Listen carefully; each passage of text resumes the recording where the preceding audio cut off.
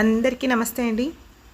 ఈరోజు అన్ని కూరగాయలతో చాలా సింపుల్గా టేస్టీగా చేసుకొని సాంబార్ అందరూ చేస్తారు. కాకపోతే సింపుల్గా టేస్టీగా ఎలా చేయాలో ఇప్పుడు చూద్దాం. పిల్లలకి కూరగాయలు అన్ని రకాల కూరగాయలు తినరు కదా, అలాంటప్పుడు ఇలా సాంబార్లో అన్ని రకాల కూరగాయలు వేసి టేస్టీగా ఇలా సాంబార్ చేసి పెడితే వాళ్ళు కూడా చాలా ఇష్టంగా తింటారు. ఈ సాంబార్ ఎలా చేయాలో ఇప్పుడు చూద్దాం. ముందుగా ఒక చిన్న గ్లాస్ కందిపప్పు తీసుకొని శుభ్రంగా కడిగేసి ఒక గంట పాటు నానబెట్టేసుకోవాలి. నానబెట్టుకుంటే తొందరగా ఉడికిపోతుంది. ఇప్పుడు నీళ్ళతో సహా కందిపప్పుని ప్రెషర్ కుక్కర్లోకి తీసేసుకోవాలి. ఇప్పుడు పప్పు ఉడకడానికి కావాల్సినన్ని నీళ్ళు వేసేసుకొని ఇప్పుడు ఇందులో ఒక 4-5 వెల్లుల్లి రెమ్మలు వేసుకోవాలి. అలాగే ఒక చిన్న టమాటాలు ఒక 2 కట్ చేసి వేసుకోవాలి. ఇందులోని కొద్దిగా పసుపు వేసుకొని 1 టీ స్పూన్ ఆయిల్ వేసుకోవాలి. ఇది పప్పు పొంగిపోకుండా ఉంటుంది. ఇప్పుడు వేసుకున్న తర్వాత కుక్కర్ మూత పెట్టి మంటని మీడియం ఫ్లేమ్లో ఉంచి ఒక 3 విజిల్స్ వచ్చేంత వరకు ఉడికించుకోవాలి. ఇది ఉడికేలోపు ఇప్పుడు మనం కూరగాయలన్నీ కట్ చేసేసుకుందాం. ఇక్కడ వచ్చేసి చిన్న సైజులో ఉన్న బూడిద గుమ్మడికాయలో ఒక పావు అంత అయితే తీసుకున్నాను. అలాగే కొద్దిగా బీన్స్, 2 వంకాయలు, ఒక దోసకాయ, 2 క్యారెట్, 2 ములక్కాడలు, వీటన్నిటిని శుభ్రంగా కడిగేసి కట్ చేసి తీసుకోవాలి. బూడిద గుమ్మడికాయ వచ్చేసి పైన తొక్క లోపల ఉన్న ఇత్తుల్ని తీసేసి మధ్యలో ఉన్న వాటిని మాత్రం కట్ చేసి తీసుకోవాలి. ఇలా కొంచెం పెద్ద సైజులో కూరగాయ ముక్కలన్నీ కట్ చేసి తీసేసుకోవాలి. పిల్లలు కూరగాయలు తినను అనే పిల్లలకి ఇలా సాంబార్లో అన్ని రకాల కూరగాయలు వేసి చేసామంటే వాళ్ళ కూరగాయలు తినకపోయినా పర్లేదు, సాంబార్ తింటే దాంట్లో ఉన్న పోషకాలన్నీ కూడా ఉంటాయి. ఇప్పుడు కందిపప్పు కూడా బాగా ఉడికిపోయింది. ఇప్పుడు పప్పు గుత్తితో కొంచెం మెత్తగా మెదిపేసుకోవాలి.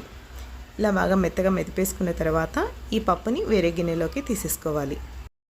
ఇక్కడ వచ్చేసి పప్పుని కూరగాయలని రెండింటిని నేను కుక్కర్లోనే ఉడకపెట్టి సాంబార్ చేస్తున్నాను. ఇలా చేయడం వల్ల సాంబారు తొందరగా అయిపోతుంది, టేస్ట్ కూడా కుక్కర్లో చేస్తే చాలా బాగుంటుంది.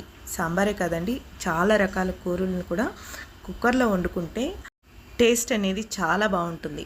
మనం కడాయిల్లో చేసే కూరలకి కుక్కర్లో చేసే కూరలకి చాలా డిఫరెన్స్ అనేది ఉంటుంది. ఇప్పుడు పప్పుని వేరే గిన్నెలోకి తీసుకున్న తర్వాత అదే కుక్కర్లో కూరగాయ ముక్కలన్నీ వేసేసుకొని ఇందులోని ఒక 2 టమాటాలు పెద్ద ముక్కలుగా కట్ చేసి వేసుకోవాలి. అలాగే ఒక ఉల్లిపాయను కూడా పెద్ద ముక్కలుగా కట్ చేసి వేసుకొని ఇందులోని రుచికి సరిపడా ఉప్పు వేసేసుకోవాలి. ఇక్కడ వచ్చేసి నేను కూరకు వాడే కారాన్ని వాడుతున్నాను. మీ దగ్గర కూరకు వాడే కారం లేకపోతే 1 స్పూన్ కారపొడి వేసుకొని 1 స్పూన్ మనకు బయట దొరికే సాంబార్ మసాలా వేసుకుంటే బాగుంటుంది. ఇక్కడ వచ్చేసి నేను చింతపండు వేయలేదండి, చింతపండు బదులుకి 2 టమాటాలు అనేది వేసాను. మీరు టమాటాల ప్లేస్లో చింతపండు కావాలంటే చింతపండు రసాన్ని కూడా వేసుకోవచ్చు. ఇప్పుడు ఒక 1/2 లీటర్ నీళ్ళు వేసేసుకొని ఒకసారి బాగా కలిపేసుకొని మూత పెట్టి 1 విజిల్ వస్తుంది అనేటప్పుడు స్టవ్ ఆఫ్ చేసేయండి. విజిల్ వచ్చేంత వరకు కాదు, వచ్చేటప్పుడు ఆఫ్ చేసేసేయండి. 1 విజిల్ వచ్చేంత వరకు ఉడికిచ్చారంటే కూరగాయ ముక్కలన్నీ బాగా పేస్ట్ లాగా అయిపోతుంది. అలా కాకుండా విజిల్ వస్తుంది అన్నప్పుడు స్టవ్ ఆఫ్ చేసేసుకొని ప్రెషర్ మొత్తం పోయిన తర్వాత ఓపెన్ చేసేసుకోవాలి. ఇప్పుడైతే కూరగాయ ముక్కలంతా ఈవెన్గా కుక్ అయి ఉంటుంది. ఈ కూరగాయ ముక్కల్ని పప్పులోకి వేసేసుకోవాలి. పప్పు కూరగాయలన్నీ బాగా కలిసేలాగా ఒకసారి కలిపేసుకోవాలి. ఇందులో ఎక్స్ట్రా వాటర్ ఏమి వేయాల్సిన పని లేదండి, ఈ వాటరే కరెక్ట్గా ఉంటుంది. ఇప్పుడు కలిపేసుకున్న తర్వాత ఇందులోకి పోపు పెట్టేసుకోవాలి. స్టవ్ మీద కడాయి పెట్టేసుకొని కొద్దిగా ఆయిల్ వేసుకోవాలి.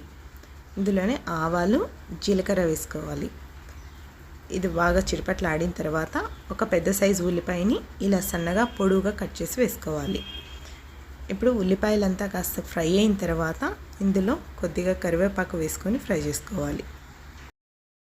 ఇప్పుడు ఉడికించి పెట్టుకున్న పప్పు కూరగాయల్ని వేసేసుకోవాలి. వేసుకున్న తర్వాత ఒకసారి కలిపేసుకొని మంటని హై ఫ్లేమ్లో పెట్టి ఒక పొంగు రానివ్వాలి. ఒక పొంగు వచ్చిందంటే సాంబార్ అయితే రెడీ అయిపోతుంది. ఇప్పుడు ఉప్పు కారం ఏమైనా సరిపోకపోతే అడ్జస్ట్ చేసుకోవచ్చు. ఇలా పొంగు రాగానే స్టవ్ ఆఫ్ చేసేసి కొత్తిమీర తరుగు వేసుకొని కలుపుకోవడమే. చాలా సింపుల్గా 10 నిమిషాల్లో చేసుకునే ఈ సాంబార్ చాలా టేస్టీగా ఉంటుంది. ఇదే విధంగా మీరు కూడా ఒకసారి ట్రై చేయండి. ఇది రైస్లోకి చాలా అంటే చాలా బాగుంటుంది. తప్పకుండా ట్రై చేయండి. ఈ వీడియో కనుక నచ్చినట్టయితే ఒక చిన్న లైక్ చేయండి. Thank you for watching.